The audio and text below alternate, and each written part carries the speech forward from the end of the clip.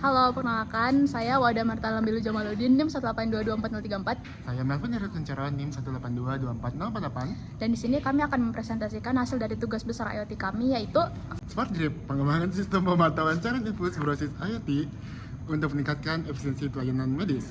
Nah, terus teman-teman, kenapa sih kita mau mengangkat permasalahan ini? Nah, nyatanya di balik ruang perawatan tuh pasti kita sendiri udah umum mendengar yang namanya terapi infus. Kalau misalnya dari data WHO sendiri tuh menunjukkan kalau 90% dari pasien rawat inap tuh pasti pernah di terapi infus.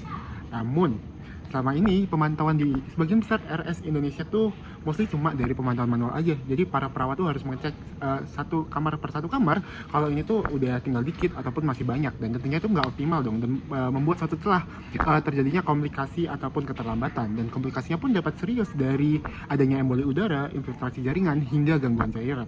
Solusi yang ada di pasaran sekarang belum cukup karena adanya keterbatasan metode manual yang tidak hanya meningkatkan beban kerja bagi para perawat, tapi juga bisa menciptakan celah keselamatan atau blind spot untuk para pasien, serta adanya hambatan finansial bagi fasilitas kesehatan kecil untuk mengadopsi teknologi yang ada. Karena di pasaran sekarang sudah ada pasaran niche untuk monitoring IV bag, tetapi itu masih populernya di luar negeri dan harganya juga sangat amat fantastis.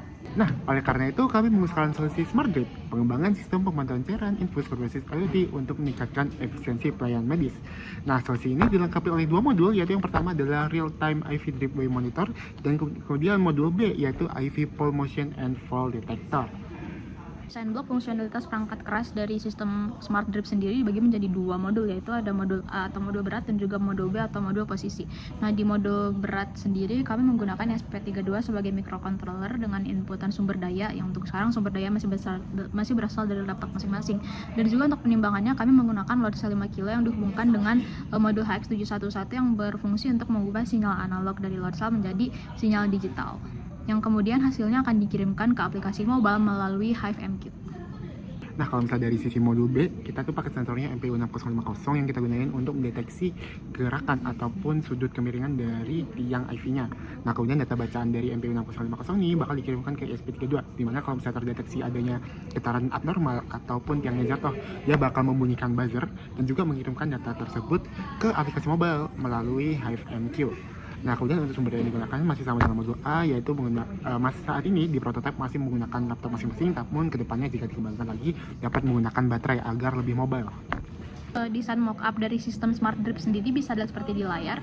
Jadi di sini kita menggunakan tiang sebagai penyangga, dengan yang di atasnya itu ada load cell yang dihubungkan dengan pengait untuk mengaitkan kantong infusnya sendiri, dan juga ada dua casing untuk masing-masing modul. Casing yang di atas untuk tempat modul berat, karena modul berat dibutuhkan dekat dengan load cell-nya, dan yang ada di bawah yaitu casing untuk modul posisi. Untuk casingnya sendiri sekarang terbuat dari kardus, tapi mungkin untuk pengembangan kedepannya bisa di-upgrade menjadi plastik ataupun besi yang lebih tahan lama. Skema rangkaian modul berat bisa langsung dilihat seperti di layar.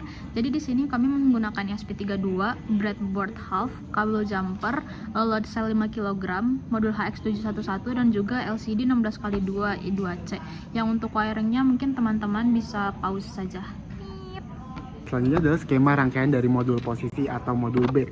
Ini terdiri dari SP32, breadboard 400 pin, kabel jumper, buzzer, MPU6050 dan juga OLED 0,96. Nah, SP32 tentunya kita pakai sebagai microcontroller. Kemudian untuk MPU6050 nya kita gunakan untuk mendeteksi apakah ada getaran nih dari tiang IV-nya ataupun ketika tiang IV-nya jatuh. Nah, jadi cara kerja dari MPU6050 tuh dia mendeteksi akselerasi, dimana kalau misalnya dia kondisinya normal, dia akan mendeteksinya tuh akselerasi dari gravitasi yang sehingga di sekitar 9,8 atau 10 lah. Jadi kalau misalnya tuh jauh lebih itu dari threshold-nya, dia tuh bakal terdeteksi kalau misalnya ada getaran yang menyebabkan tiangnya tuh bergerak gitu. Kemudian dia juga kan mendeteksi dari 3 aksis juga, yaitu aksis X, aksis Y juga, dan juga aksis Z. Dan dimana bacaan dari itu pun juga dapat ngasih tahu nih dia tuh lagi berdirinya tegak ataupun dia ada miring ataupun dia jatuh gitu.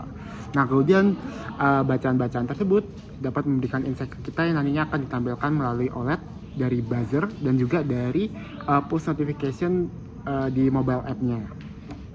Untuk alur kerja dari modul berat sendiri dimulai ketika kita nge-compile kodenya di Arduino.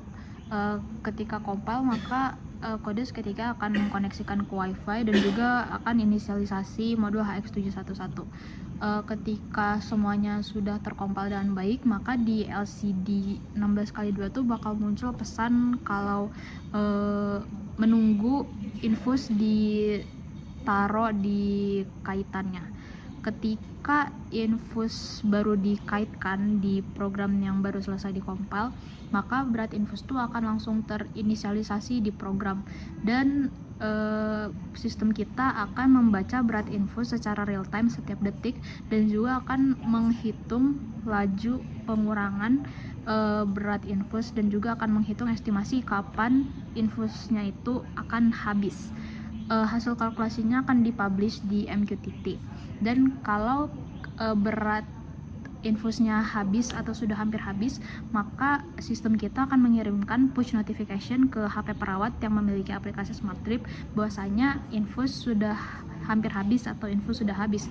Dan kalau terdapat anomali flow, ketika misalnya flow-nya berkurang secara tiba-tiba, akan dikirimkan juga push notification ke HP milik suster yang memiliki aplikasi Smart Drip bahwasanya terdapat anomali flow di infus milik pasien.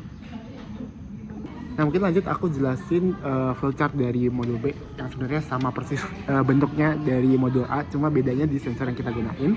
Jadi kalau jadi paling cepat aja kalau misalnya ini kita inisialisasinya ke MPU 6050, terus kita baca akselerasi yang dideteksi oleh si sensor, kemudian menghitung magnitudenya.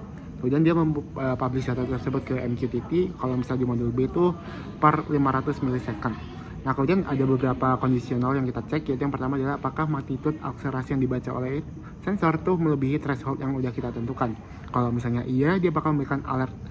Nah alertnya tuh dalam bentuk buzz dari buzzer, dalam bentuk tampilan di OLED, dan juga dalam bentuk post notification di mobile app. Nah kemudian kondisional yang kedua yang kita cek adalah apakah tiangnya jatuh. Jadi kan ada pembacaan dari AZ, AX, dan juga AY. Ketika ada perubahan yang sangat signifikan, berarti kan ini menunjukkan kalau tiangnya tuh berubah orientasi, yaitu tiang yang bisa diambil sebagai tiangnya jatuh.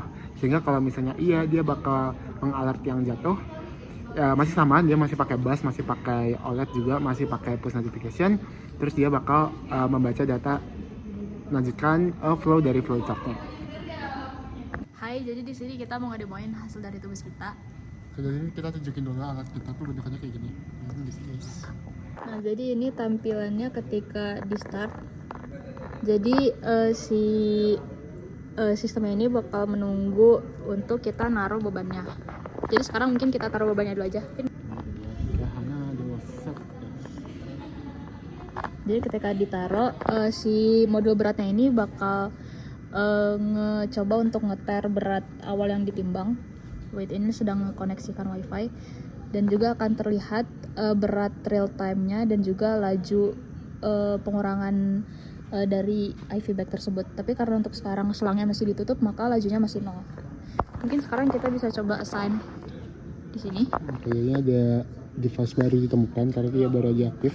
Oke. TF-nya ke modul berat, terus kalau modul posisi kita masih harus manual. Bentar ya. Cekin MAC address buat modul posisinya. Kemudian kita simpan. Iya, sir. Dan untuk sekarang akan tampil seperti itu. Nah, tampilnya sesuai ini. Ya, bisa dibuka mungkin ya. Kalau dibuka, setelah akan terlihat detail-detailnya seperti ini. Mungkin bisa coba dibuka selangnya. Udah berkurang nggak? Berkurang. Berkurang. Jadi di sini akan terlihat volume real time-nya berapa dan laju pengurangan per menitnya berapa secara real time. Di situ beneran berkurang kan? Kurang tuh. Coba sekarang kita coba apa ya, Vin? Macam ya. Kita coba berhentiin lajunya. Ya, itu kita coba berhentiin.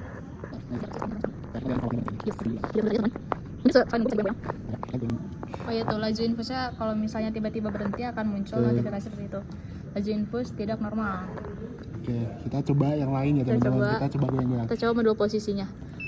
Nah, kalau misalnya goyang-goyang akan muncul buzzer. Oke, udah. Kita coba yang lain. Dan yang infusnya terganggu akan muncul notifikasi seperti ini di aplikasinya. Oke, kita coba yang lain. Coba ya, apa lagi? Kita coba jatuhin ini ya. Oke. Misal kayak gini. Duar. dia bakal terdeteksi kalau dia Ayah. jatuh. Nah, terus Nah. dia juga bakal ngasih ini.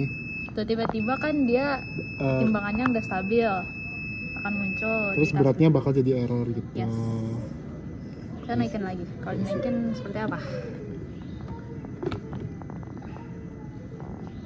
Nah, kalau naik dia bakal kembali ke semula. Coba kalau infusnya tiba-tiba diambil. Kayak nah, karena bebannya nggak ada, dia dianggapnya Laju infusnya gak normal, normal, terus dan dia juga habis. habis. Yeay! Oh ya BTW kita bikin aplikasi apa kayak React Native. Yeay! Dan juga ada lognya ya. Yeay! Dah.